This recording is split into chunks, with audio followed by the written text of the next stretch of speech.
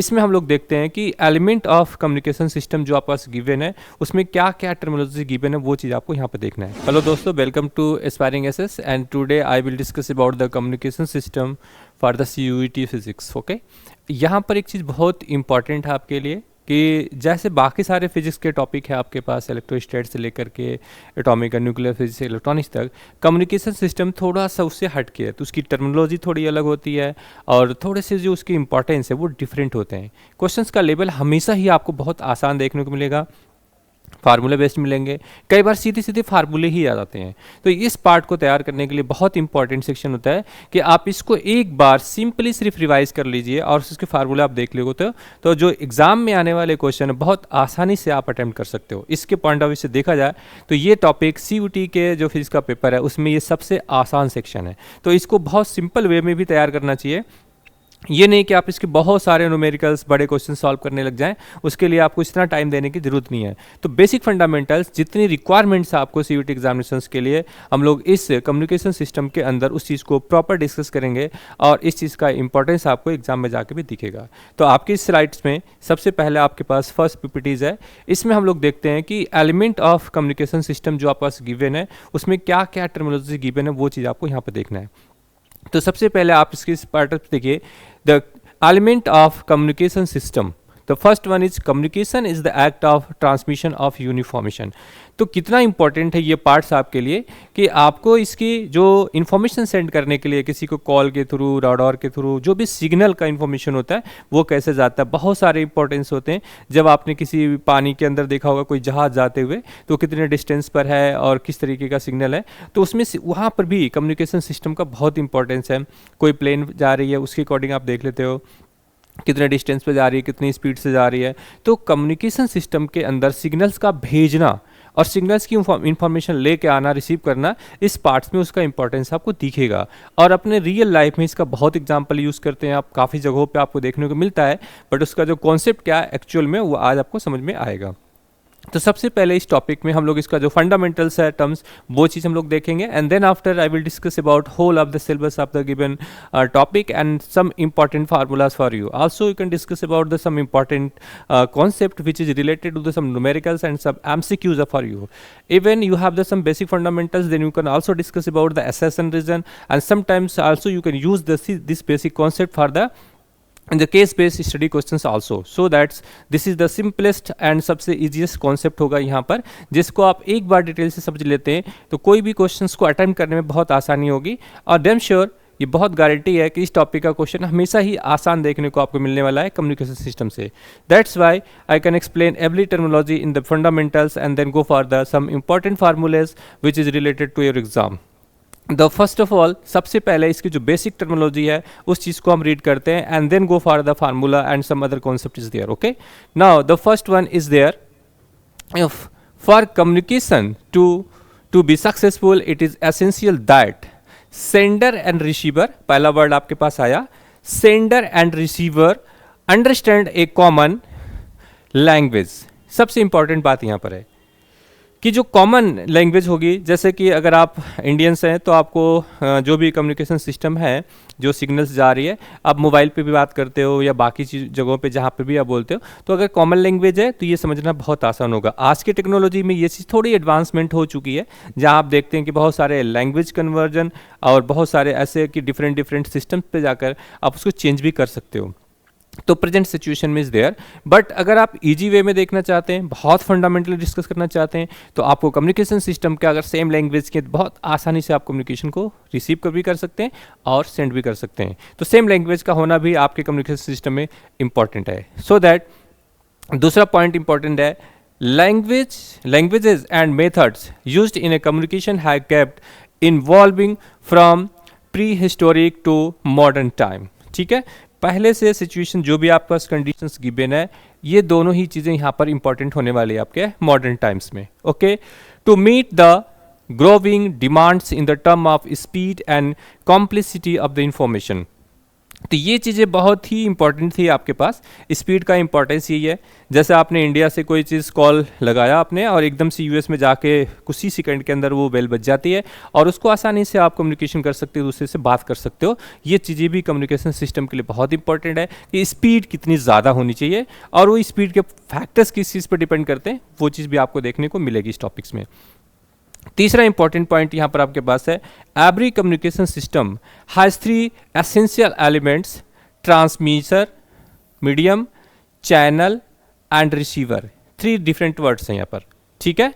कभी कभी एमसीक्यूज में पूछ सकते हैं यहाँ पर कि कौन कौन से एसेंशियल एलिमेंट्स हैं फॉर द ट्रांसमिशन और कम्युनिकेशन सिस्टम। तो आप यहाँ बहुत आसानी से कह सकते हो कि ट्रांसमीटर, फिर मीडियम या चैनल एंड रिसीवर। ये 3 आपके पास टर्मिनोलॉजी है, क्योंकि इस टॉपिक का पहले भी मैंने आपको बताया कि बहुत ही आसान क्वेश्चन पेपर में देखने को मिलता है। तो आपको यहाँ से भी वो कंफ्यूज करने की कोशिश कर सकते हैं बेसिक, कि जस्ट आपने एक बार फिर रीड करा हुआ है तो एमसीक्यूज को आप बहुत ही आसानी से अटेम्प्ट ले सकते हो, ठीक है। Now the next point is the purpose of the transmitter is to convert the message signal produced by the source of information into a form suitable for the transmission through the channel.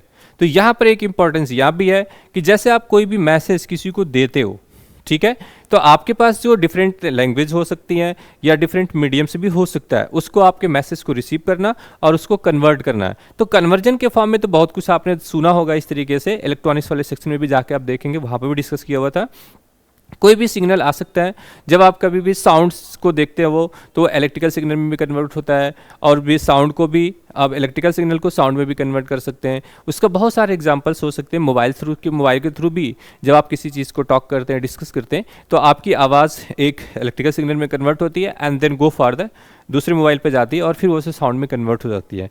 तो इस तरीके का जो procedure है, वो signal जो conversion है वो इस पॉइंट्स पे भी डिपेंड कर सकती है। ये चीज़ भी आपके लिए इंपॉर्टेंट हो सकता है। So that if the output of the information source is a non-electrical signal like a voice signal, a transducer convert into the electrical from the before giving it set। Same points जो मैंने आपको बताया यहाँ पर कि आपका जो sound signal है वो कन्वर्ट हो सकता है इलेक्ट्रिकल कन्वर्ट में, एंड देन आपके पास यहाँ पर जो इनपुट है उस ट्रांसमीटर से कन्वर्ट हो सकता है। तो साउंड वेव को इलेक्ट्रिकल वेव में कन्वर्ट करना भी ये एक एलिमेंट ऑफ कम्युनिकेशन सिस्टम का पार्ट है। उसके अकॉर्डिंगली आप इस चीज़ को यूज कर सकते हैं। बहुत बेसिक फंडामेंटल की बात कर रहा हूँ अभी तक। Now the receiver has the task of operating on the received signal.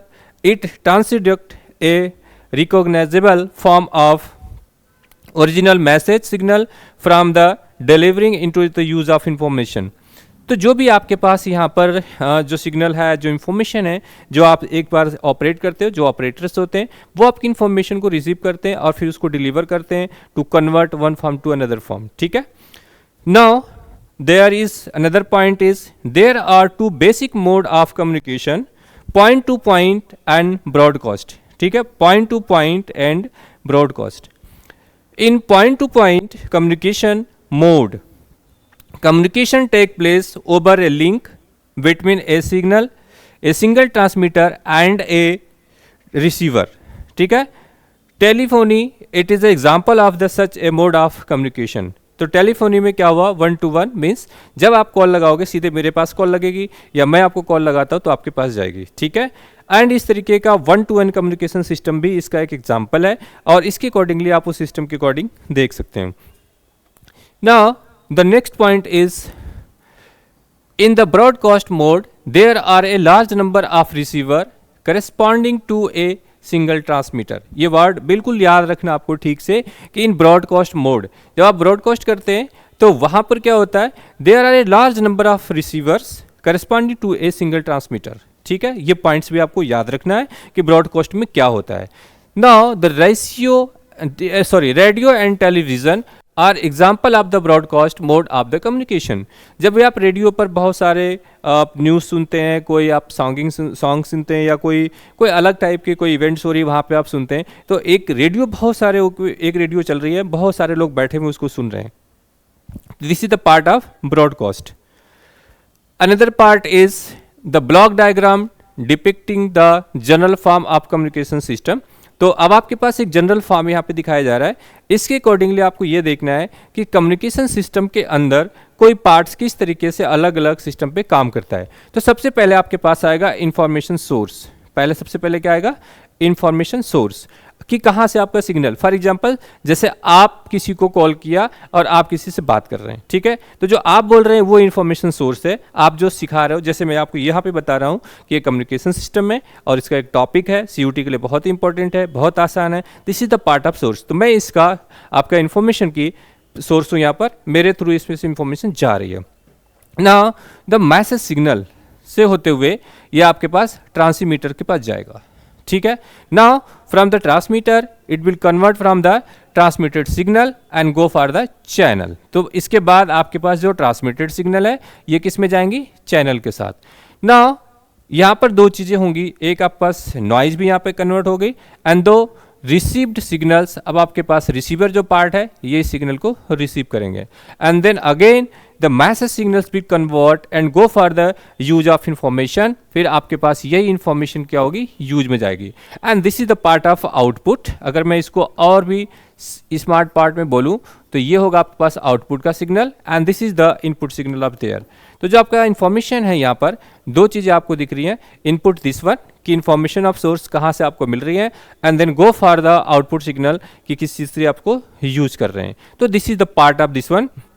The block diagram of a generalize communication system का ये डायग्राम है। इसमें यही सीक्वेंस आपको याद रखना है कि जो आपके पास यहाँ पर ये गया हुआ है, ये वन सबसे पहले पार्ट वन पे जाएगा इंफॉर्मेशन सोर्स पे एंड देन ये जाएगा आपके पास ट्रांसमीटर के पास and then go for the channel and then go for the receiver and then use of the communication system. तो ये आपके पास एक सीक्वेंस है और बहुत आसान से अगर क्वेश्चन कहीं मिलना होगा तो आपके पास ये दे सकते हैं कि information, transmitter, channel, receiver and use of communication information.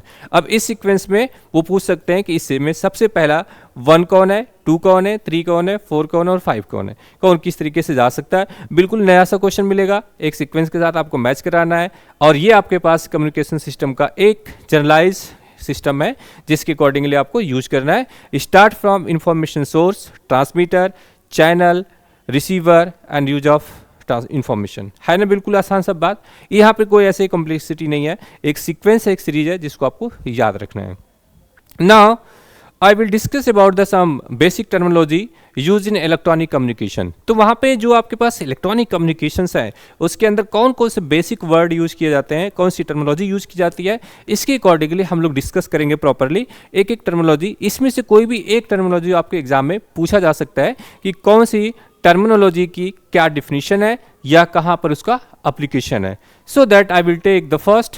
सबसे पहला वर्ड आपके पास आएगा ट्रांसड्यूसर। सबसे पहला वर्ड है transducer. Is a very important topic. ये पार्ट सबसे ज्यादा पेपर में देखने को मिलता है कि व्हाट इज द ट्रांसड्यूसर और the property of the transducer is are the transducer is, ऐसे करके पहला ऑप्शन चॉइस में होंगे एंड देन ये सारी स्टेटमेंट आपसे पूछी जाती है। तो ट्रांसड्यूसर के लिए इंपॉर्टेंट क्या है? Any device that convert one form of energy into another can be term as a transducer. तो क्या चीज कन्वर्ट किया जाता है यहाँ पे ट्रांसड्यूसर में? एनर्जी का। ये वर्ड ये कई बार एग्जाम में ऐसे देखने को मिल गया है कि ट्रांसड्यूसर वर्क क्या करता है ये चीज। तो यहाँ पे पूछ सकते हैं कि एनर्जी को वन फॉर्म से अनदर फॉर्म में कन्वर्ट कर सकता है, ठीक है। Now it is very important, ये सबसे इंपॉर्टेंट सेक्शन है इस टॉपिक में, ट्रांसड्यूसर। तो ट्रांसड्यूसर इज एनी डिवाइस, कोई भी ऐसा डिवाइस जो एनर्जी को कन्वर्ट करता है one form to another form, this is called the transducer. okay, one form of energy into another can be termed as a transducer. Now the other terminology is very important, signal. The information convert into in electrical form and suitable for the transmission is called a signal. तो signal important है, पर signal इतने ज़्यादा exam में आपको देखने को नहीं मिलता है जितना ज़्यादा आपको देखने को मिलेगा ट्रांसड्यूसर, क्योंकि ये कॉमन वर्ड नहीं है कहीं भी यूज़ करने के लिए। तो मोस्टली स्टूडेंट्स को पास मिस हो जाता है कि ट्रांसड्यूसर क्या था। तो कह सकते हो कि कोई भी डिवाइस जो आपकी एनर्जी को वन फॉर्म से अनदर फॉर्म में कन्वर्ट कर दे उसको आप ट्रांसड्यूसर बोलते हो। बिल्कुल याद रखना इस टर्मिनोलॉजी को, और इस तरीके से कि पेपर में आपको देखने को मिल सकता है। Can be next, the transmission is called the signal and signals can be either analog और डिजिटल। एनालॉग और डिजिटल में स्पेशली क्या डिफरेंस है कि सिग्नल आपका दोनों ही पार्ट्स में हो सकता है, या इस तरीके से ये जाएंगे साइनसोइडल फॉर्म में, ये आपके पास एनालॉग होंगे, ये सिग्नल आपके एनालॉग है। अगर वो कोई करंट के फॉर्म में है, कोई वोल्ट के फॉर्म में है, तो जो भी आपका सिग्नल गिवन है, सिग्नल, वो सिग्नल के दो पार्ट्स हो सकते हैं, या तो वह एनालॉग हो सकते हैं या तो डिजिटल सिग्नल भी हो सकते हैं, यहाँ पर डिजिटल। और डिजिटल के लिए क्या करते हैं, सीधे ये स्ट्रेट लाइन इस तरीके से चलते हैं, दिस वन, एंड उसके बाद इस तरीके से, फिर वो इस तरीके का, इस तरीके का, ठीक है, इस तरीके के चलते हैं। ये आपके पास है डिजिटल सिग्नल, डिजिटल सिग्नल। तो ये आपके पास है डिजिटल सिग्नल, और ये आपके पास है एनालॉग सिग्नल, एनालॉग। तो एनालॉग वो है जो टाइम के साथ, कोई फंक्शन आपके पास गिवन है, तो टाइम के साथ ये क्या हो रहा है, चेंज हो रहा है, एक बार मैक्सिमा मिनिमा, मैक्सिमा मिनिमा ये हो रहे हैं प्लस माइनस के साथ, तो इसको आप एनालॉग सिस्टम कहते हैं। लेकिन जब कोई भी फंक्शन इस तरीके से गिवन है, ये टाइम के साथ इस तरीके से चेंज हो रहा है, यहाँ पर या तो 0 है या 1 है, या तो 1 है 0 1, इस तरीके से 0 1 वाले जो सिग्नल्स आते हैं वो डिजिटल के सिस्टम में आ जाएंगे। और नॉर्मली आपने इसको काफ़ी यूज किया होगा जब आप इस चीज़ को डिस्कस करते थे यहाँ पर इलेक्ट्रॉनिक सिस्टम में, जहाँ पे आपके पास कुछ part like this one, digital के सिस्टम को आप जब एनालिसिस करते हैं यहाँ पर, तो उसको बोलते हो लॉजिक गेट। लॉजिक गेट एक सिस्टम पार्ट यहाँ पर आता है स्पेशली, और बहुत बेसिक फंडामेंटल को यहाँ से भी क्वेश्चंस आते हैं। जैसे आपके पास बेसिक लॉजिक गेट, सबसे पहला आपके पास आता है बेसिक लॉजिक गेट, ठीक है। बेसिक लॉजिक गेट कौन कौन से होते हैं, सबसे पहला आपके पास आता है यहाँ पर ऑर गेट,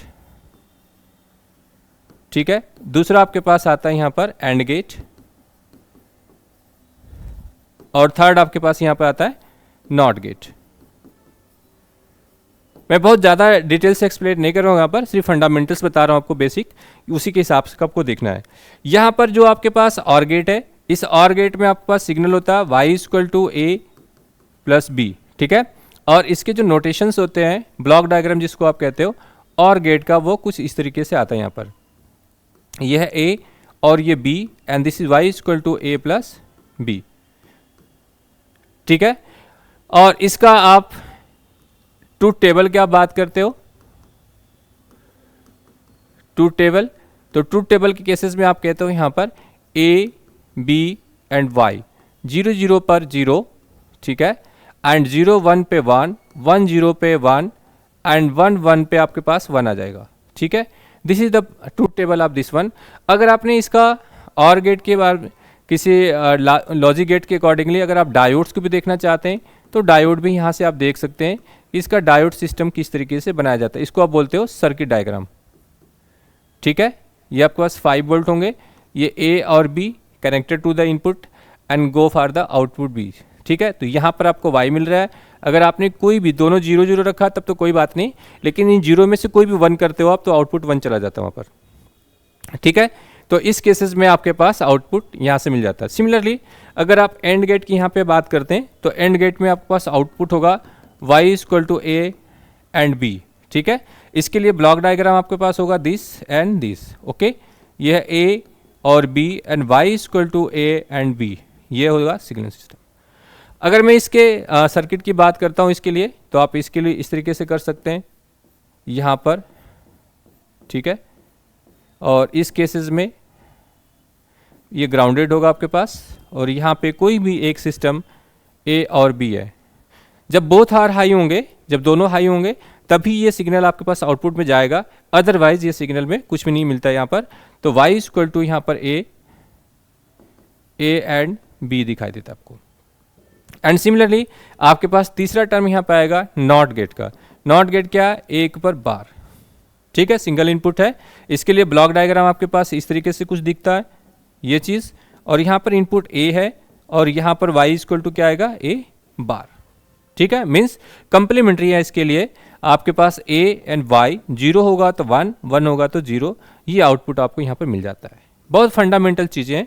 तो यहाँ पर आप देखो कि सभी डायग्राम्स में यहाँ पर अगर मैं एंड गेट की भी बात करता हूँ, यहाँ पर ये आपके पास और का है। अगर मैं एंड गेट की भी बात करता हूँ, तो एंड गेट में भी आपके पास जो इनपुट है ए, बी एंड वाई, तो 0 0 पर 0, 0 1 पर भी 0 और 1 0 पर 0 एंड 1 1 पे जाके 1 आएगा। लेकिन इस सब के साथ एक ही वर्ड आपको कॉमन मिल रही है कि सभी जगहों पर जितने भी आपके पास गिवन है ये इनपुट्स, ये सब 0 1 0 1 के फॉर्म में है। और इसके अकॉर्डिंगली ही जो भी आपके पास सिस्टम मिला उसके अकॉर्डिंग आप इस सभी जितने इनपुट्स आपके गिवन है ये सभी क्या है, डिजिटल सिग्नल सिस्टम का काम करेंगे डिजिटल में। इसका मतलब क्या है, अगर मैं इसके ए की बात करता हूँ ए, तो ए में आपके पास पहला 0, ठीक है, उसके बाद फिर से 0, दूसरा भी 0 आपके पास, एंड थर्ड वाले आपके पास क्या रहे 1 1, ए एन सिग्नल के बाद भी नेक्स्ट वाले भी आपके पास 1 है, ठीक है। तो 0 0 1 1 ये आपके पास दिख रहे हैं। और इसी तरीके से आप देखते हो इस केस में कि बी का जो आप इनपुट सिग्नल दे रहे हैं, पहला आपके पास है 0, ठीक है, पहला आपके पास 0 है, एंड देन उसके बाद आपके पास सिग्नल आएगा 0 के बाद 1, फिर 1 से 0, ठीक है, ये 0 1 and then again go for the 1, ठीक है। तो 0 1 0 ये सिग्नल आता है। इसके अकॉर्डिंगली मैं अगर आउटपुट की बात करता हूँ आर गेट की, और गेट की, तो इस और गेट में जो आपका सबसे पहला सिग्नल आपको मिल रहा है यहाँ पर, उस सिग्नल को आप देखिए, ये है आउटपुट दिस वन।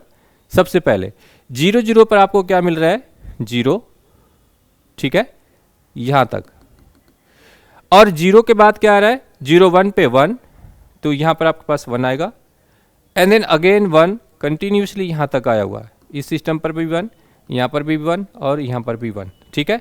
तो जो आपको इनपुट्स दिख रहे हैं 0 1 0 1 0 1, ये सब किसको एक्सप्लेन करते हैं, डिजिटल सिग्नल से सिस्टम ही है। तो इस तरीके का जो इनपुट आप स्टडी करोगे सभी डिजिटल सिस्टम के अकॉर्डिंग ही यूज किए जाएंगे। ऐसे ही अगर आपने ऑर गेट का कर दिया, अगर आपने वाई एंड गेट का आपको करना है आउटपुट के लिए, तो इस केस में क्या होगा, आपके पास देखो एंड गेट के लिए ये तीनों आपके पास 0, उसके बाद चौथा वाला 1 आ रहा है, जब 1 1 बोथ हैं, ठीक है। तो इस केस में आपके पास जो सिग्नल्स आ रहे हैं यहाँ पर, वो पहला आपके पास फर्स्ट 3 ये आपके पास 0 0 है, यहाँ पर 0, यहाँ पर 0, यहाँ पर 0, and this one go for the 1, ठीक है। अगर आपने इसको ए के फॉर्म में अगर देखते हो, अगर आपने नॉट गेट देखना है तो नॉट गेट के लिए भी ये बहुत सिंपल प्रोसीजर होगा यहाँ पर कि जो भी आपके पास 1 है तो 0 के केसेस में क्या आएगा 1 आ जाएगा पहले केस में, और देन इसके बाद भी 0 है फिर भी 1 रहेगा यहाँ पर, एंड देन आपके पास 1 1 है तो ये दोनों 0 0 चले जाएंगे, तो 1 1 0 0, ठीक है, नॉट गेट के लिए। Then y is equal to A के ऊपर कम्प्लीमेंट्री ए वाले के लिए, बी का बी के हिसाब से देखेंगे, और ये आपके पास A dot A and B के हिसाब से देख रहे हो। अब इसमें एक बेसिक बात आपको ये भी याद रखना है कि अगर इस सिग्नल्स के अंदर अगर फॉर एग्जांपल सी ए वाला पॉइंट आर गेट दे रखा है, आपके पास पहले से ट्रूथ टेबल दे रखा है और पूछते हैं कि इसका आउटपुट क्या होगा, तो इसके लिए बहुत बेसिक चीज़ आपको याद रखनी होती है कि how to calculate output in input this one for using this truth table. तो यहाँ पर बहुत सिंपल सा सिग्नल होगा, जहाँ जहाँ पे 1 है आउटपुट उसी को आपको लेना होता है, 0 वाले सिग्नल सिस्टम को आप छोड़ देना होता है। तो इस केस के लिए आप ऐसे लिख सकते हो y इक्वल टू इस 1 के लिए क्या है a bar b plus A B bar n plus A B, इस तरीके से आउटपुट यहाँ से आप लिखते हो। और उसके अकॉर्डिंगली अगर आपने यहाँ से कॉमन किया इस वाले में से आप a कॉमन कर लीजिए, तो a bar b plus A B bar plus b, और ये वैल्यूज आपके पास 1 आ जाती है, और इस केस में a b प्लस a, ठीक है ना। और यहाँ से आप दोनों सिस्टम को ओपन करिए, a bar plus a and a बार हाँ a प्लस b, ठीक है, ये बार नहीं है, तो इस केस में ये वैल्यू तो आपकी 1 आ जाएगी, आपके पास आउटपुट क्या आएगा a प्लस बी, और ये किसका है, यही तो आर गेट है। तो इसी बेसिस पर आप दोनों ही सर्किट के लिए आप एंड और नैंड और नॉर गेट भी आप लिख सकते हैं, नैंड एंड नॉर गेट, ठीक है। तो इस केस में आपके पास नैंड गेट के आउटपुट क्या आएगा a एंड b के ऊपर कॉम्प्लीमेंट्री, और इसके लिए आपके पास क्या आएगा a प्लस बी के ऊपर बार, ठीक है। ये दोनों आउटपुट इस दोनों के लिए आ जाएंगे। और इसी के साथ अगर बेसिक बात कुछ और भी करें तो एक आपके पास आएगा एक्स और गेट, तो एक्स और गेट के लिए y equal to A and this and b, it means क्या होगा a b bar plus A bar B, ये आउटपुट हो जाएंगे। तो बेसिक चीज़ यही था फंडामेंटल। डिजिटल सिस्टम के अंदर आप लॉजिक गेट यूज़ करते हो और लॉजिक गेट में जो आपके पास इनपुट और आउटपुट है वो 0 1 0 1 0 1 है और यही सब किससे रिलेटेड है, लॉजिक गेट के साथ ही। तो ऐसे डिजिटल सिस्टम में सिग्नल्स में आपको देखने को मिल सकता है, उसके अकॉर्डिंगली ही ये टर्मिनोलॉजी जो आपको मैंने यहाँ पे 0 1 0 1 दिखाया, ये सिस्टम आपको वहाँ पर मिल सकते हैं ना। तो यहाँ पर कुछ और भी फंक्शन आपके पास गिवन है। एनालॉग सिग्नल्स और continue variation of voltage and current. जब आपके पास यहाँ पर इस चीज़ के लिए डिस्कस कर रहे हैं कि जो आपके पास एनालॉग सिस्टम है, यहाँ पर voltage and current both are क्या है, वेरिएशन है। वेरिएशन होने का क्या मतलब है कि जो सिस्टम में आपके पास करंट मिला, I the function of T equal to I not और साइन ऑफ ओमेगा टी के इस फॉर्म में लिख सकता है, प्लस यहाँ पर आपके पास मिल सकता है फाई, ठीक है। एंड जब आप वी टी की बात करते हो टाइम के साथ इस वोल्टेज के वेरिएशंस का, तो वहाँ भी आपके पास एक साइनसोइडल हो सकता है कि sine of omega T and plus phi, ये इस तरीके का सिग्नल है जो आपके पास एनालॉग सिस्टम के अंदर ये दोनों ही वेरिएशन को मिल सकता है। ये आई फंक्शन ऑफ टी के लिए, are V is the function of T के लिए। तो आपके पास करंट एंड वोल्टेज बोथ जो टाइम वेरिंग फंक्शंस है वो आपको इस सिग्नल्स के अंदर देखने को मिल सकता है। तो जहां पर भी आपके पास ये सिग्नल सिस्टम दिख रहा है, तो एक ये साइनसोइडल है, इसको एनालॉग बोलते हो। एनालॉग के केसेस में जब आप प्रीवियस क्लासेस के पार्ट से भी डिस्कस किया होगा आपने, वहां पर भी आपको ये चीज़ देखने को मिली होगी कि आपका ईएमएफ भी, वोल्टेज भी, करंट भी, जब ये सभी टाइम के साथ चेंज करते हैं, फ्लक्स के फॉर्म में भी, अदर मैग्नेटिक फील्ड के फॉर्म में भी। तो जैसे आपका electric field, magnetic field and everywhere जो सिग्नल्स आपके चेंज होते हैं, उसी फॉर्म में अगर आप देखते हो तो current and voltage also will change with the time. तो जो भी टाइम के साथ वेरिएशन अपने सिग्नल को चेंज करते हैं, मैक्सिमा, मिनिमा, जीरो, ईटीसी रखते हैं, प्लस और नेगेटिव के साथ भी, ये सभी सिग्नल्स किसमें काउंट किए जाएंगे, एनालॉग सिस्टम के अंदर काउंट किए जाते हैं, ठीक है। Now the next point is very important. Even मैं तो यही कहूंगा कि आप इस इक्वेशंस को भी याद रखिए, क्योंकि ये सारे इक्वेशंस सिग्नल्स में भी यूज होते हैं, एज वेल एज आपके एमसीक्यूज क्वेश्चंस में कई बार ये ऑप्शन भी दिए जाते हैं कि कौन सा आपके पास सिग्नल एनालॉग सिग्नल से रिलेटेड है। तो वहां पर इस तरीके की इक्वेशन दी जाएगी। ये फंडामेंटल्स हैं एनालॉग और डिजिटल में करंट और वोल्टेज का टाइम के साथ variations. Okay, now we will discuss about the next point is there. Now are the essentially single valued function, single valued functions of time. इस वर्ड का क्या मतलब है? सिंगल वैल्यूड फंक्शन का मतलब कि अगर आपके पास कोई सिग्नल है, आप किसी भी टाइम पर इस पॉइंट को आप इस तरीके से डॉटेड लाइन हॉरिजॉन्टली एक लाइन ड्रा करेंगे तो एक ही जगह पर ये पॉइंट कट होना चाहिए। That's why it is called the single valued function at any time T. अगर आपके पास कोई ऐसा फंक्शन है जैसे कि दिस वन, अगर आपने उसको इस तरीके से सिग्नल दे रखा है, ये आपके पास फंक्शन ऑफ एक्स टी है और टाइम टी के साथ, तो ये आपके पास सिंगल वैल्यूड नहीं है, क्योंकि किसी एक टाइम पर जब आप हॉरिजॉन्टल लाइन ड्रा करोगे तो एक ही टाइम पर 1 2 3 पॉइंट्स मिल जाएंगे। ये आपका फिजिकली एक्सेप्टेबल नहीं है। इट मीन्स क्या है, आपने एक बार कम्युनिकेशन कर रहे हो, किसी से बात कर रहे हो, आपका एक ही फ़ोन पे आप बात कर रहे हो, उस फ़ोन से कभी किसी दूसरे फ़ोन पे आवाज़ जा रही है और सेम टाइम पर किसी और को भी आवाज़ जा रही है, ठीक है ना। तो इस तरीके का जो सिग्नल है वो कम्युनिकेशन सिस्टम में पॉसिबल नहीं है कि एक ही टाइम पर एक आदमी की पोजीशन एक से ज़्यादा हो। वो क्लास भी ले रहा है, वो अपने रूम में भी बैठा हुआ है, वो अपने घर पे भी बैठा हुआ है, ऐसे ये 3 पॉइंट्स टाइम के साथ दिख रहे हैं, ये चीज़ पॉसिबल नहीं है। तो सिग्नल सिस्टम के अंदर जब भी आप इस बात को डिस्कस करते हैं तो वेरी फ्रैंकली एक टाइम पर एक ही सिग्नल एक ही टाइम पर दिखना चाहिए, उसमें वेरिएशंस नहीं होने चाहिए। टाइम के साथ एम्पलीट्यूड का वेरिएशन इज ओके, फाइन, यह है, इसी को एनालॉग सिस्टम आप कहते हो। लेकिन एक ही टाइम पर एक चीज़ कई बार कई अलग अलग पोजीशंस पे दिखाई दे, ये फंक्शन एक्सेप्टेबल नहीं है। That's why it is called these are values are in a single valued function. Okay, now the digital signals are those, analog clear हो गया कंप्लीटली। अब हम डिस्कस करने जा रहे हैं digital signals. Digital signals are those which can take only discrete step values. वो इसी बात को कह रहे हैं डिस्क्रीट, ठीक है, और यहां पर स्टेप वाइज वैल्यूज। तो एक स्टेप क्या है, एक 1 एक 0, एक 1 एक 0, इस तरीके के स्टेप सिग्नल्स को हम डिजिटल सिग्नल बोलते हैं। Binary system that is extensively used in digital electronics implies जैसे आपके पास बहुत सारा डिजिटल सिग्नल दिखने को मिलता है, आपने बहुत से वो यूज़ करा होगा, आप अपने वॉच के अंदर, घड़ी के अंदर भी देखते हैं, जहाँ पर 1010 को मिला के आपके पूरे क्लॉक जो सीरियल नंबर आपको दिखता है, जैसे कि एक आपके पास इस तरीके के गिवन होंगे, ये सिस्टम होगा इसी की वजह से, है ना, ऐसे दिख रहा है। इसमें बहुत सारे सिस्टम हो गए, इसी एक ही नंबर से आपके सारे सिग्नल सिस्टम बन सकते हैं। और ये डिजिटल क्लॉक सिस्टम में डायोड्स होते हैं, जिसके अकॉर्डिंगली आप इसको 0-1 के फॉर्म में कन्वर्ट कर सकते हो। अगर आपका ये वाला ऑफ कर दिया जाए तो ये 0 बन जाएगा, ठीक है, बीच का ऑफ कर दिया। अगर आपने इसको, इन सबको इतने से आपको ऑफ कर दोगे तो सिर्फ 1 बच जाएगा। अगर आपने इस चीज़ को यहाँ से इस तरीके से लेना चाहते हो तो आप इसको और इसको ऑफ कर दो तो फिर ये 2 बन जाएगा। ऐसे अगर आपने इसको और इसको ऑफ कर दो तो ये 3 बन जाएगा, ठीक है। ऐसे अगर आप इसको बनाते हो तो ये 4 बन जाएगा, फिर इस तरीके से बनाओगे तो 5 बन जाएगा।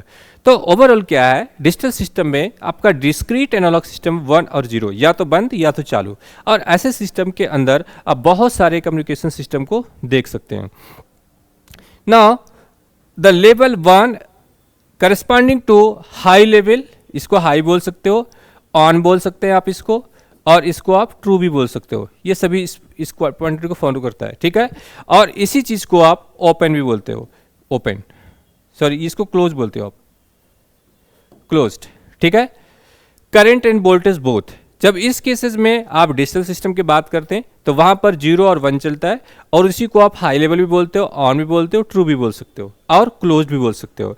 और जब इसी को ऑफ की बात करते हो तो उसको आप लो लेवल कह सकते हो, और उसको ऑफ बोल सकते हैं, उसको फॉल्स बोल सकते हो, और उसको ओपन बोल सकते हो, क्योंकि जैसे ओपन करते हो सिग्नल नहीं जाता है, और उस केस में जो आउटपुट वैल्यूज आपके पास है वो 0 दिखती है। Okay, now the American standard code for information interchange, इसको ASCII कोड बोलते हैं, इसका शॉर्ट नेम ASCII कोड है, ASCII, ठीक है। Is universally popular digital code, universally popular digital code. अब इस जितने भी कोड है आपके पास, एनालॉग के या डिजिटल के कोड जितने भी होते हैं, उस सभी टाइप्स के कोड का आपको एकदम प्रॉपर एक लेक्चर है इलेक्ट्रॉनिक्स का, वहाँ पे जाके आप देख सकते हो कि किस कोड में किस तरीके से कन्वर्जन किया जाता है एनालॉग सिस्टम को डिजिटल में। जैसे आपके पास कीवर्ड होते हैं, कीपैड्स, जब आप कंप्यूटर्स पे काम करते हो तो वहाँ पे 1 2 3 4 5 लिखा होता है, जैसे आप 1 दबाते हो तो 1 नहीं जाता है, 1 के इलेक्ट्रॉनिक सिग्नल में जाकर के जब आप डिजिटल क्लॉक में कन्वर्ट करते हो तो कन्वर्जन होता है एनालॉग का डिजिटल में कन्वर्ज होता है, and then go for the information for your desktop, उसके बाद वो डेस्कटॉप पे आ जाती है। अगर आप इसी तरीके के सिस्टम के अकॉर्डिंगली देखते हैं यहाँ पर, तो डिफरेंट जो करेक्टर है the represent the numbers, letters and certain characters. अब ये सारी जो चीज़ आपको दिख रही हैं यहाँ पर, जो कैरेक्टर्स हैं, नंबर्स हैं और लेटर्स हैं, ये सभी क्या है, ये सब तो एनालॉग सिस्टम में दिखते हैं। तो डिजिटल में 0101 को यूज करके इसको एक कोड यूज किया जाता है, और इस कोड से इन सारे सिग्नल को यहाँ पर चेंज कर दिया जाता है।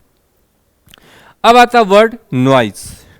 Noise refer to the unwanted signals that tend to disturb the transmission and processing of this one. अब आप कई बार देखते होंगे कि जो आपके पास ये वाली बात नॉइज की है, आप किसी से बात करते हो तो अननेसेसरी कोई आवाज़ साइड से आ रही हो, कोई दूसरा उसमें कोई कम्युनिकेशन दूसरी की आवाज़ सुनाई दे रही हो, वो सब क्या चीज़ें हैं, वो सब चीज़ें इसमें noise.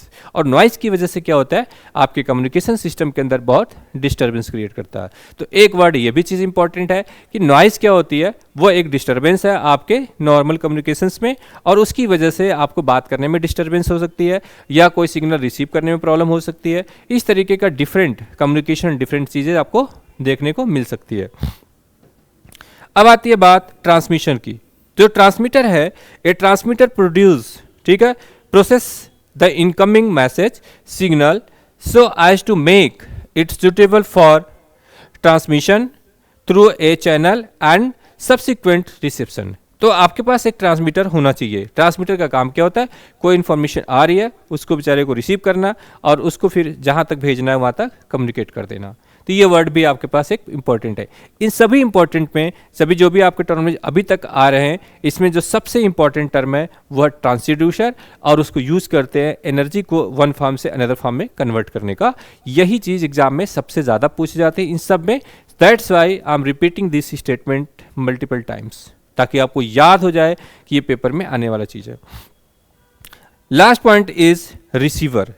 A receiver extract the desired message signal from the received signals at the channel and output को रिसीव करते हैं। तो जो आपको बेसिक जो कम्युनिकेशन सिस्टम का आपको मैंने दिखाया था उसके अकॉर्डिंगली आप उसको देखिए, तो आपके पास ये जो सिग्नल्स गिवन है उसके अकॉर्डिंगली जो भी आपके पास ट्रांसड्यूसर है, इस पॉइंट्स में आप एनालॉग को, डिजिटल को, ट्रांसड्यूसर को, इस पॉइंट्स को आप बिल्कुल याद रखना, क्योंकि पेपर में आपको देखने को ये चीज़ मिलेंगे। इवन आपको जो फंडामेंटल एक क्वेश्चन आपको जो देखने को मिलेगा वहाँ पर मैंने आपको ये लॉजिक गेट्स दे दिए, or gate, and gate, not gate, इनके आपके पास ब्लॉक डायग्राम्स हैं, इसके आउटपुट्स दे रखा है मैंने, इसके सर्किट डायग्राम, और साथ में आपके पास मैंने दिया इनके ट्रूथ टेबल। इवन इसी के साथ साथ मैंने आपको एक और चीज़ दे दी कि इसके आपके पास डिजिटल रिप्रेजेंटेशन में जो आपके पास 0101 गिवन है उसके अकॉर्डिंगली आपके आउटपुट कैसे आ सकते हैं, आर गेट के, एंड गेट के, नॉट गेट के। और अगर आपके पास सिर्फ ट्रूथ टेबल गिवन हो उसके अकॉर्डिंगली आप उससे कैसे आउटपुट को यहाँ पे कैलकुलेट कर सकते हैं, ये चीज़ भी मैंने आपको सिखा दी यहाँ पर। और इस बेसिक फंडामेंटल चीज़ से कुछ ना कुछ आपको पेपर में देखने को जरूर मिलेगा। आते हैं हम इसके बाद अगले पॉइंट्स की तरफ। कुछ और इंपॉर्टेंट पॉइंट्स है यहाँ पर, इसको बोलते हैं एट्यूनेशन। ये वर्ड भी बहुत फेमस वर्ड है, ये कई बार पेपर में आपको देखने को मिलता है।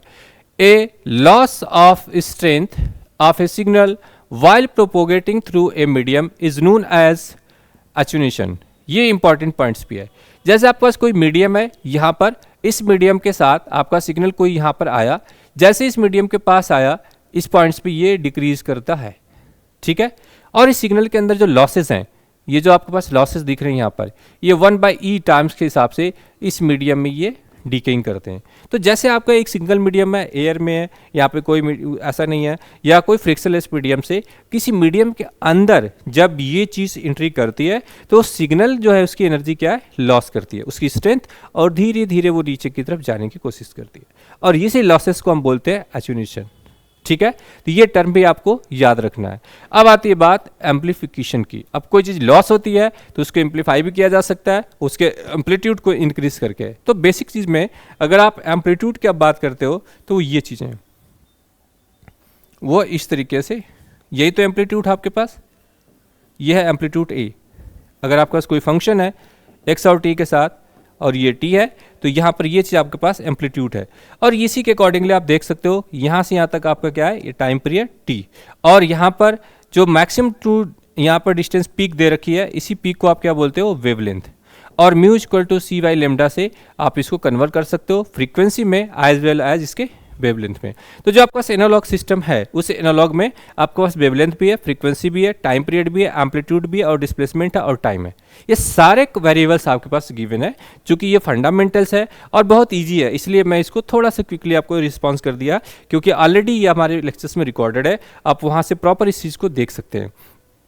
अब इस सिंगल्स के अंदर आप जब एम्पलीफिकेशन की बात करते हो तो इस एम्पलीफिकेशन में क्या होगा, आपके जैसे एट्यूनेशन में लॉसेज है तो एम्पलीफाई करके कोई आवाज़, जैसे मैं बहुत सिंपल आपको कुछ बोल रहा हूँ, उसकी आवाज़ बहुत तेज़ कर रहा है। नॉर्मली इस टाइप के जो सिस्टम है, जो प्रोसेसर्स है, इस चीज़ को हम कहाँ पे यूज़ करते हैं, जब कोई बहुत सारे आपने पॉलिटिशियंस को देखा होगा, वो पॉलिटिशियंस क्या करते हैं, बहुत तेज़ी के साथ बहुत सारी चीज़ लोगों को एक साथ बोलते हैं। तो जितनी दूर तक जो हाफ ऑफ द किलोमीटर की दूर पे बैठा हुआ है, वो एक आदमी इतनी तेज तो चिल्ला नहीं सकता कि वहाँ तक उसकी आवाज़ जाए। तो उसके लिए वो क्या करते हैं कि वो उसने वॉइस को, जो उनका साउंड वेव है, जो उसका एनालॉग सिस्टम है, उसके अकॉर्डिंगली उसको एम्पलीफाई कर दिया जाता है, उसके एम्पलीट्यूड को बढ़ा देते हैं, और उसकी वजह से उनकी आवाज़ बहुत दूर तक जाती है। तो आपका जो एम्पलीट्यूड्स है, स्पेशली इस एम्पलीट्यूड का आपकी आवाज़ से क्या रिलेशन है, वो आपको पता होगा कि जो इंटेंसिटी होती है यहाँ पर is directly proportional to amplitude के स्क्वायर होती है। जैसे आपने उसको एम्पलीफाई करोगे उसकी इंटेंसिटी बढ़ जाएगी, और इंटेंसिटी बढ़ने की वजह से उसकी आवाज़ दूर बैठे पब्लिक को भी बहुत तेज़ी के साथ सुनाई देगी, इन कंपैरिजन टू विदाउट। ऐसे आपके पास अगर कोई डिवाइसेस नहीं है तो आप अकेले कितना भी तेज चिल्लाओ वहाँ तक वो आवाज़ नहीं पहुँचती है। That's Y is the important term for you. The amplification is also important. Consequently, strength of a signal using an electronic circuit is called amplifier. Now, the amplification is necessary to compensate for the attenuation. जो losses हो रही हैं उसको compensate करने के लिए, जो आप किसी एक मीडियम से दूसरे मीडियम पे जा रहे हो, इस सिग्नल के अंदर जो इसके पास जो भी लॉस हो रही है उसको बैलेंस करने के लिए भी हम इसको अपना एम्पलीफाई कर सकते हैं सिग्नल को, और उस सिग्नल के अकॉर्डिंगली ये चीज़ बहुत अच्छे से चलेगी। Of the signal is communication system. अब बात आती है रेंज की, कि किसी वर्ड्स में कोई कम्युनिकेशन करना है उसकी रेंज कितनी होनी चाहिए।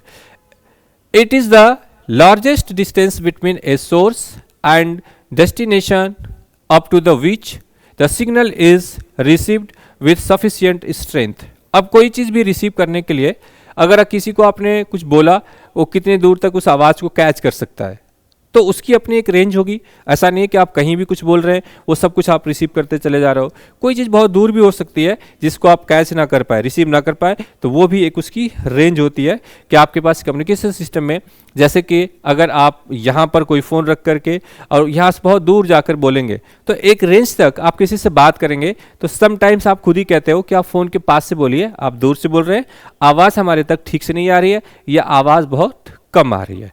दैट्स वाई जो आपका रिसीवर है उसकी भी अपनी एक रेंज होती है और हर किसी रेंज के हिसाब से उस चीज़ को वो कंपनसेट करते हैं। अब इस स्ट्रेंथ में आप देखिए, अब आता वर्ड बैंडविड्थ की। Bandwidth is refer to the frequency range over which an equipment operates. तो जब आप कभी भी रेडियो पर आप गाने सुनते हैं, अलग अलग फ्रीक्वेंसी पे अलग अलग गाने आते हैं, तो उन सबों का जो अपना एक फ्रीक्वेंसी रेंज है, वही रेंज तो आपके पास बैंडविड्थ में आएगी और उसी के हेल्प से आप एक ही रेडियो पर बहुत सारे अलग अलग सिग्नल्स की जो आवाज़ हैं वो आप चेंज करके आप अलग अलग प्रोग्राम्स को सीख लेते हैं। वो भी आपके कम्युनिकेशन का पार्ट है और आपके रियल लाइफ में इसका बहुत ज़्यादा एग्जाम्पल्स हैं। So the portion of the spectrum occupied by signal, ठीक है। Next point is at the transmitter information content in the low frequency message signal. बहुत इंपॉर्टेंट पॉइंट्स है यहाँ पर, बहुत केयर करना आपको। The information content in the low frequency message signal is superimposed on a high frequency wave, ठीक है, which act as a carrier of the information. This process is known as modulation. तो यहाँ पर एक term specially communication में बहुत important है, modulation. तो मॉड्यूलेशन इज व्हाट, एक बार दोबारा से स्टेटमेंट को ठीक से आप समझिए, क्योंकि मॉड्यूलेशन से ही स्टार्ट होगा आपका कम्युनिकेशन का specially questions. Now at the transmitter information content in the low frequency message signal is superimposed on a high frequency wave which act as a carrier of information. This process is known as modulation. तो modulation में एक अलग चीज हो गई।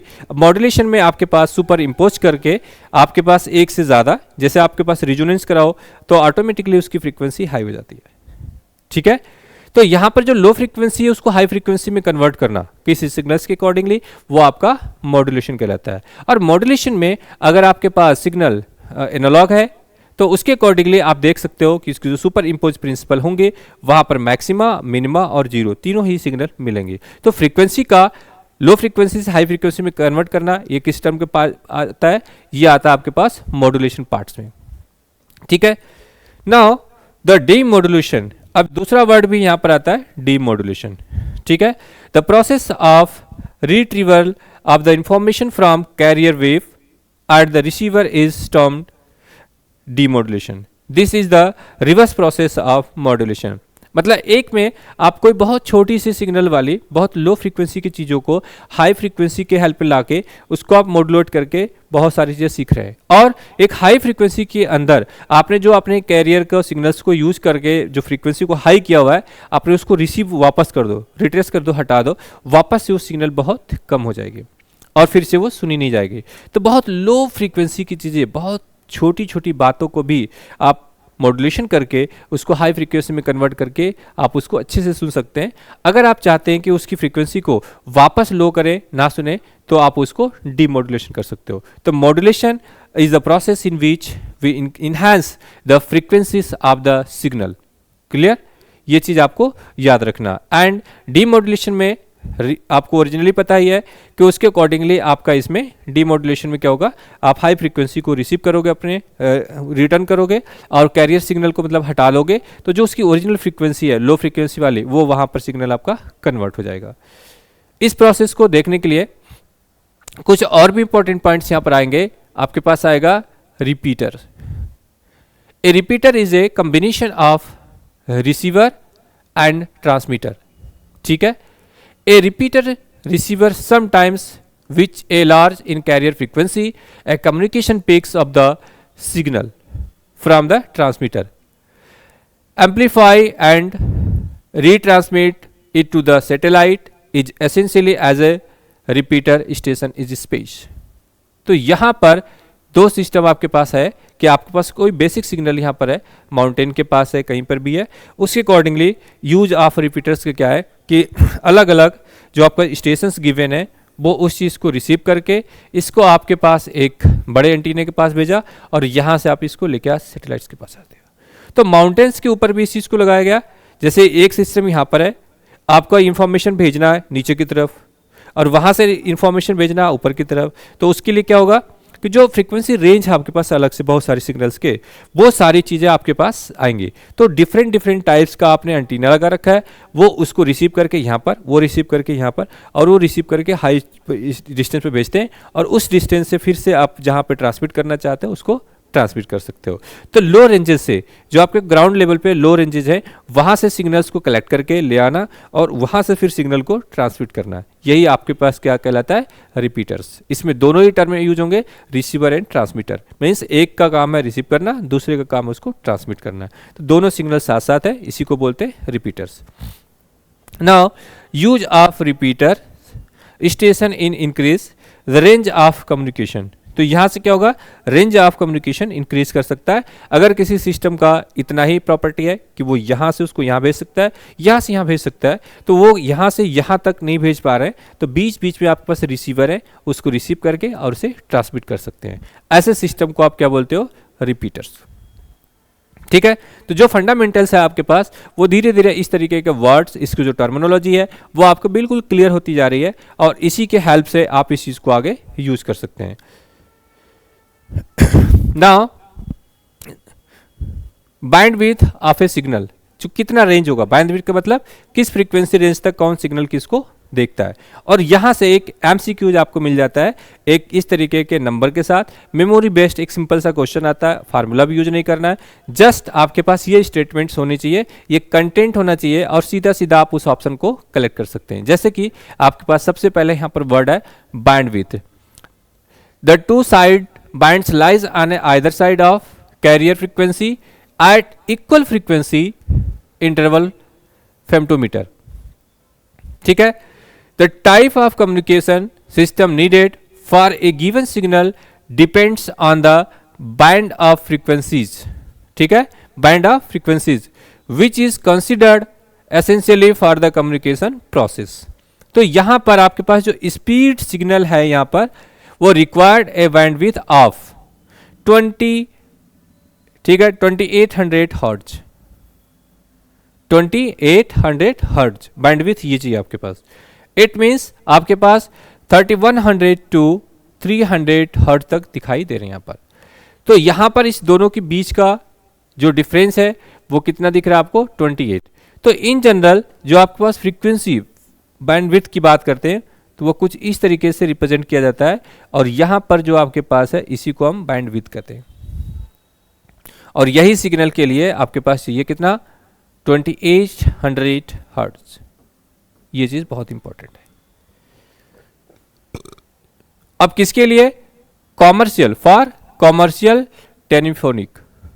ठीक है, now the communication to transmit the music and approximate bandwidth of 20 kilo hertz, ये वर्ड यहां पर है।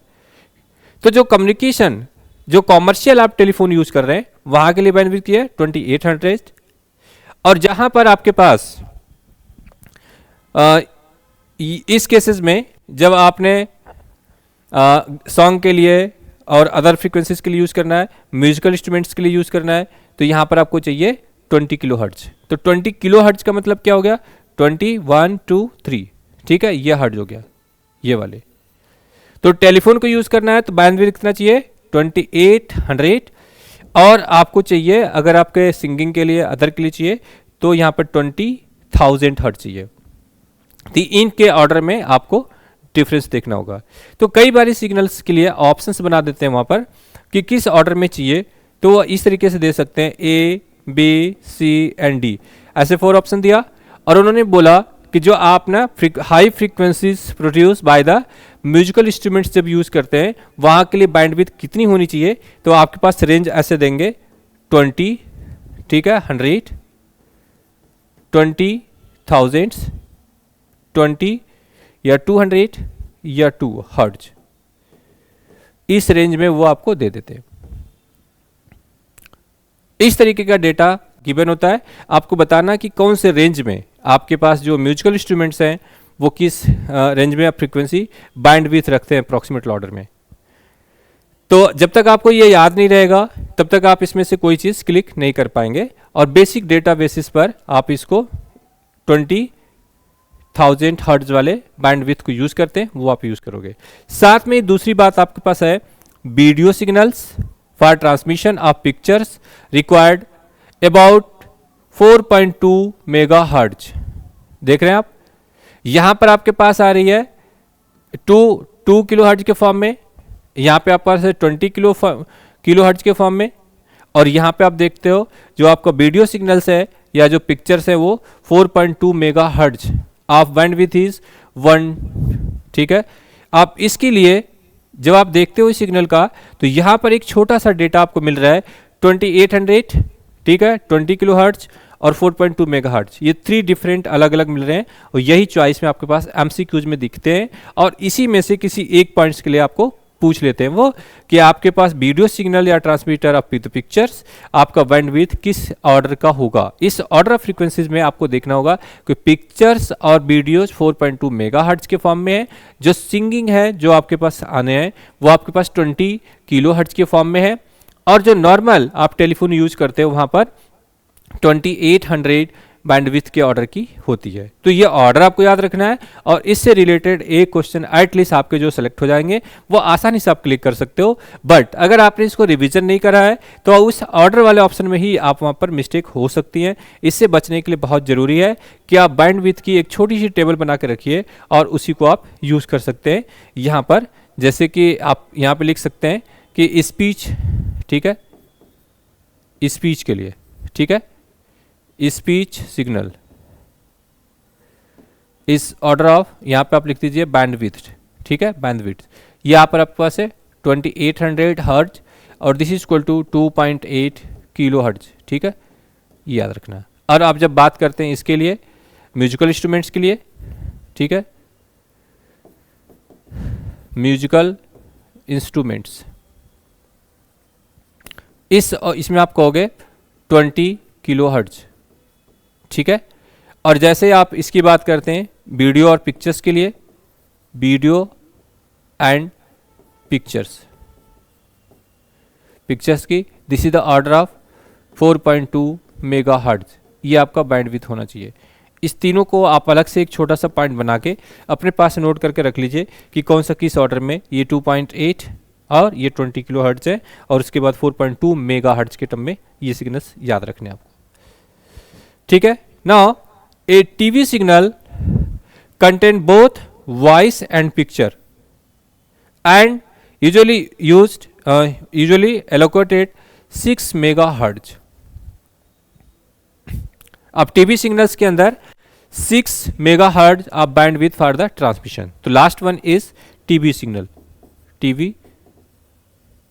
टीवी सिग्नल के अंदर अप्रॉक्सीमेट टू 6 मेगाहर्ट्ज, 6 मेगाहर्ट्ज के टर्म में आप इसको यूज कर सकते हो। दैट्स वाई द इम्पॉर्टेंट, यहाँ पे इम्पॉर्टेंट क्या है कि आपका जो गिवन डेटा है इस डेटा में से कोई एक पॉइंट्स आपसे पूछा जा सकता है किसमें। तो लास्ट टाइम में एग्जाम जब भी आप देने जाएं उस टाइम यही कोशिश करना चाहिए कि जो इस तरीके के डेटा है, कंटेंट जो आपके मेमोरी बेस्ड वाले कैलकुलेशंस हैं वो आप उसको देख के जाओ। आप देख सकते हैं यहाँ बहुत बड़े न्यूमेरिकल्स नहीं है, बहुत बड़े पॉइंट्स नहीं है, बट आपके पास जो छोटे छोटे वर्ड है, जैसे सबसे ज़्यादा इंपॉर्टेंट एक वर्ड आया ट्रांसड्यूसर, जिसमें आप यूज़ करते हो कोई भी ऐसा इंस्ट्रूमेंट जो एनर्जी को वन फॉर्म से अनदर फॉर्म कन्वर्ट करता है उसको आप ट्रांसड्यूसर बोलते हो। इस तरीके के इंपॉर्टेंट वर्ड्स में दूसरा इंपॉर्टेंट क्वेश्चन जो आपके पास आ रहा है वो इस डेटा बेसिस पर भी आ रहा है कि बैंडविड्थ कितना होना चाहिए और किस किस चीज़ के लिए। उसके लिए मैंने आपको छोटा सा टेबल दे रखा है, इसको आप रिवाइज कर सकते हो और एक क्वेश्चन आपका सिग्नल बेसिस पर आप अटेम्प्ट कर सकते हो, सो दैट कि आपके पास एक और यहाँ पर जो रेंज है फ्रीक्वेंसी की, जहाँ से कंटेंट अक्सर ये डेटा देखने को मिल जाता है पेपर में। एक क्वेश्चन एटलीस्ट यहाँ से जरूर बन जाता है, इसको आप देख सकते हैं कैसे। The bandwidth of transmission medium, the different types of the transmission medium offer different bandwidths. जैसे जैसे आपके पास सिग्नल गिवन होंगे उसके अकॉर्डिंगली आप इसको देख लेते हैं। Coaxial cable is a widely used wire medium which offer a bandwidth of approximately 750 megahertz. Such cable are normally operated below 18 gigahertz. ठीक है। Communications through the free space using radio wave takes place over a very wide range of frequencies, from few hundreds of kilohertz to a few gigahertz. तो ये range इसके पास है और इसके accordingly आप इसको यूज़ कर सकते हैं। कोएक्सियल केबल में अक्सर आप देखोगे कि इसकी जो रेंज है वो बहुत ज़्यादा है, kilo hertz to a few giga hertz तक है। तो इसके अकॉर्डिंगली आप इस सिस्टम को यूज़ कर सकते हैं। नाउ द ऑप्टिकल कम्युनिकेशन, जिसमें ऑप्टिकल फाइबर की बात करते हो आप, बहुत सिंपल सी बात है।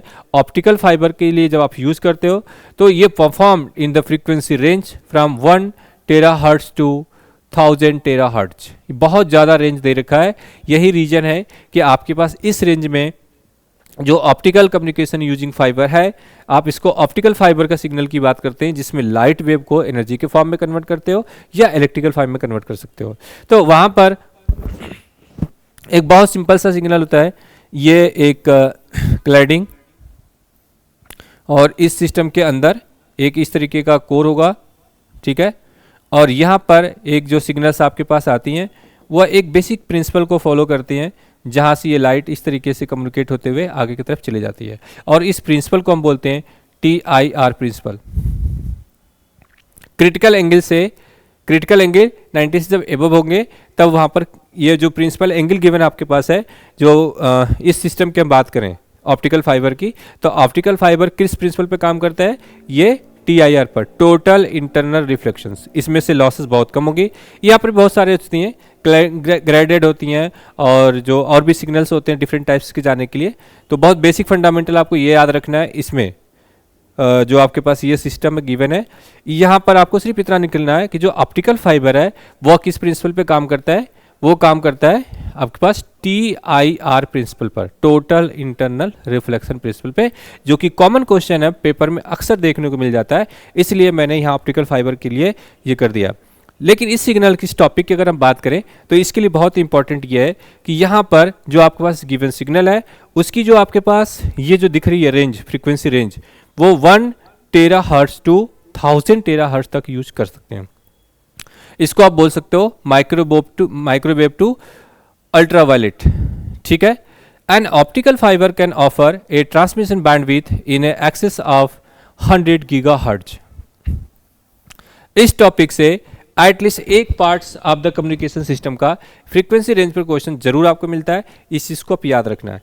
साथ में मैं आपको ये भी बता देता हूँ कि जितने भी पार्ट्स आपके पास यहाँ पर गिवन है उसके लिए थोड़ा सा इस चीज़ को आप भी याद रखना है कि एक छोटा सा कोड बता देता हूँ, इसको आप बोल सकते हो रमी बख्शी, ठीक है। ये एक रेंज है जिसके अकॉर्डिंगली आपकी वेव लेंथ यहाँ पर लगातार डिक्रीज करती जाती है, 10⁻⁻1 से 10⁻⁻12 तक जाती है, ठीक है। और फ्रीक्वेंसी इंक्रीज करती जाएगी क्योंकि musical to C by lambda है। तो यहाँ पर ये रेडियो वेव है, माइक्रोवेव है, इंफ्रारेड है, ठीक है। ये आपके पास विजुअल है, अल्ट्रावायलेट है, और एक्स रेज है, गामा रेज है, ये सभी आपके पास इस तरीके से सिग्नल जाती हैं। तो इस रेंज के हिसाब से भी आप देख सकते हो। इसमें आपके पास जो दो है ये माइक्रोवेव टू अल्ट्रावायलेट, तो माइक्रोवेव टू इस वाले यहाँ से यहाँ तक की रेंज की ये बात करते हैं यहाँ से, ठीक है। इसके बाद ये आपके पास है अल्ट्रावायलेट और ये आपके पास माइक्रोवेव, इसी रेंज की बात कर रहे हैं यहाँ पर। और ये दोनों, ये क्या है, आपके पास रेडियो वेव से थोड़ी सी ज़्यादा है और आपके एक्स रेज से थोड़ा कम है। तो इस सिग्नल के बीच के रेंज की बात करते हैं, उसी सिग्नल से अकॉर्डिंगली आप यहाँ पर देख सकते हो table. Some important wireless communication frequency band, पहले आप स्टैंडर्ड AM ब्रॉडकास्ट, ठीक है। फ्रीक्वेंसी रेंज कितनी है, 5402 1600 किलोहर्ट्ज, ठीक है। दूसरा आपके पास है FM ब्रॉडकास्ट टेलीविज़न, यहाँ पर आपके पास है 88 टू 108 मेगाहर्ट्ज, 54 टू 72 मेगाहर्ट्ज, ये आपके पास है वेरी हाई फ्रीक्वेंसी, ठीक है, वेरी हाई फ्रीक्वेंसी। और 76 टू 88 मेगाहर्ट्ज ये आपके पास टीवी सिग्नल्स में यूज़ करते हो, और 174 to 216 megahertz for ultra high frequency range, ठीक है। And then 420 to 890 megahertz for the TV, ठीक है। तो इस तरीके का आपके पास जो डिफरेंट सिग्नल मिल रहे हैं आपके पास, ये वायरलेस के इंपॉर्टेंस के हिसाब से भी है, और इसकी जो रेंज है इसमें से कोई भी रेंज आपको देखने को मिल सकती है। जैसे यहाँ पर दिया है सेलुलर मोबाइल रेडियो, इस केस में 896 to 901 megahertz for mobile to base station, mobile to base station के लिए ये रेंज चाहिए। And similarly 840 to 935 megahertz base station to mobile, ठीक है। Mobile to base station 896 to 901, और अब बेस स्टेशन टू मोबाइल इसके लिए आपको 840 टू 9305 मेगाहर्ट्ज। ये ऑर्डर स्पेशली बहुत इंपॉर्टेंट है कि सारे मेगाहर्ट्ज में है। और इसके बाद जब आप सैटेलाइट कम्युनिकेशन सिस्टम की आप बात करते हो यहाँ सिस्टम में, तो यहाँ पर आपके पास 5.9252 to 6.42 gigahertz, okay, and 3.7 to 4.2 gigahertz for downlink, ये अपलिंक और ये डाउनलिंक, इस दोनों के लिए आप गीगाहर्ट्ज वाले रेंज के लिए भी, और आपके पास मेगाहर्ट्ज के, ये सभी के रेंज है। इसमें से कोई ना कोई एक आपको पेपर में देखने के लिए जरूर मिलेगा। तो आप इस तरीके से इस सिस्टम को ठीक से समझ के और अच्छे से इसका एक टेबल बना लीजिए, और एक सिंपल क्वेश्चन को अटेम्प्ट करने के लिए अपने आप को तैयार कर सकते हैं। अब आपके पास यहाँ पर कुछ छोटी छोटी बातें यहाँ पर आती है, जिसको आप प्रोपोगेशन ऑफ इलेक्ट्रोमैग्नेटिक वेव। अब इलेक्ट्रोमैग्नेटिक वेव्स के लिए आपको पता ही है यहाँ पर कि जो E and B, A the function of x of t is equal to E not, ठीक है, और sine of omega t minus का kx प्लस फाई, ये लिखते हो ना आप यहाँ पर। और B जो आपके पास है B the function of t, और यहाँ से आपके पास B नॉट, ठीक है, और sine of omega t minus का kx प्लस फाई। इस तरीके से आप इसको सिग्नल्स को देख सकते हैं कि ये दोनों है। और यहाँ पर जो सबसे मोस्ट इंपॉर्टेंट है BC is equal to E not, ये एक रिलेशन बहुत इंपॉर्टेंट है। फ्री स्पेस में जब भी आप एम्पलीट्यूड को चेंज करिए ये करना है। और तीसरी इंपॉर्टेंट चीज इलेक्ट्रोमैग्नेटिक वेव्स के लिए है कि यहाँ पर आपके propagation vector K, E and B, ठीक है, ये तीनों ही आर परपेंडिकुलर, ठीक है, टू ईच अदर, और साथ में लिखता हूं ऑलवेज, ठीक है, ये ऑलवेज, ये तीनों पॉइंट आप याद रखना, आपको पेपर में मल्टीपल टाइम्स देखने को मिल सकता है, ये पार्ट्स, वो पार्ट्स और ये पार्ट्स। तो जब भी इसका कन्वर्जन करें, कन्वर्जन करने के लिए सबसे अच्छा तरीका है K cross of E equal to mu omega H, ठीक है, R ओमेगा B, ठीक है, इसे आप कर सकते हो K क्रॉस C से। और यहीं से आप इसको देखना है कि ये तीनों ही एक दूसरे के परपेंडिकुलर हैं। ये पेपर में मल्टीपल टाइम देखने को आपको मिल सकता है। नाउ तो ग्राउंड वेव्स की बात करते हैं। To radiate the signals with high efficiency the antennas should have a size comparable to the wavelength to one of the signals at least approximate to 1/4 at longer wavelength, that is at lower frequency। ये longer wavelength को lower frequency क्यों कह रहे हैं भाई? क्योंकि यहाँ पर म्यू की वैल्यू क्या है, c by lambda, ये दोनों एक दूसरे के क्या है, inversely proportional. The antennas have the large physical size and they are located on or very near to ground. In standard AM broadcast, ground based vertical lowers are generally used as a transmitting antennas. For such antennas, ground has a strong influence on the propagation of signal. The mode of propagation is called surface wave propagation and the wave guides over the surface of the earth. तो यहाँ पर जो भी system आपके पास given है बहुत basic fundamentals है, यहाँ पे कोई भी रॉकेट साइंस नहीं है, बिल्कुल सिंपल साइंस है और सिंपल सिंपल सा वर्ड है। तो आपको जस्ट याद रखना इस पॉइंट्स को, कहीं भी आपके पास मल्टीपल जो एमसीक्यूज आपके पास आएंगे वहाँ पर कोई स्टेटमेंट वाइज कोई क्वेश्चन गिवन होगा तो आप वहाँ से उसको मैच कर सकते हैं। Now the attenuation of the surface wave increases very rapidly with the increasing in frequency. The maximum range of coverage depends on the transmitted power and frequency less than a few megahertz. अब इस statement में आपको यही चीज याद रखना है कि रैपिडली, ठीक है, यहाँ पर surface wave increase very rapidly, और क्या चीज, एट्यूनेशन। और एट्यूनेशन क्या है, लॉस ऑफ एनर्जी, जो लॉस ऑफ एनर्जी है वो चीज। इट मीन्स जैसे आपके पास सिग्नल गिवन है, जैसे यहाँ पर वेव्स आपके पास आ रही है, एकदम से तेजी के साथ नीचे की तरफ डाउन हो जाएगी, तो ये लॉस बहुत तेजी के साथ आ जाते हैं। तो स्काई वेव क्या है यहाँ पर, in the frequency range from a few mega hertz up to the 30 to 40 mega hertz, मतलब थोड़े से इस रेंज की बात कर रहे हैं और इसी रेंज में डिस्कस कर रहे हैं स्काई वेव को। Long distance communication can be achieved by ionospheric reflection of radio waves back towards the earth. This mode of propagation is called sky wave propagation. तो जो सिंपल सा डिफिनीशन और इन सब के साथ छोटे छोटे जो रेंज आ रहे हैं, इसी किसी एक में से थ्योरेटिकल स्टेटमेंट के बेसिस पर आपको क्वेश्चंस करने के लिए मिल सकते हैं। तो इसी बेसिस पर जो भी आपके पास सिग्नल मिलता है वो सारी चीज़ें आपके पास बहुत इंपॉर्टेंट है, और उस पॉइंट के हिसाब से ही इसके एक एक पॉइंट्स को आपको रीड करते जाना है, ठीक है। तो जितने भी आपके पास दिखेंगे ये बहुत आसान सा टॉपिक है, इससे बहुत सारे न्यूमेरिकल्स नहीं होंगे, बट फंडामेंटल के बेसिस पर आपको क्वेश्चन जरूर देखने को मिलेंगे, ठीक है। तो आज के इस सेक्शन में यहीं तक, हम मिलते हैं अगले सेक्शन में आपको फिर से। And all the best and welcome to Aspiring Aces. Thank you so much and all the best.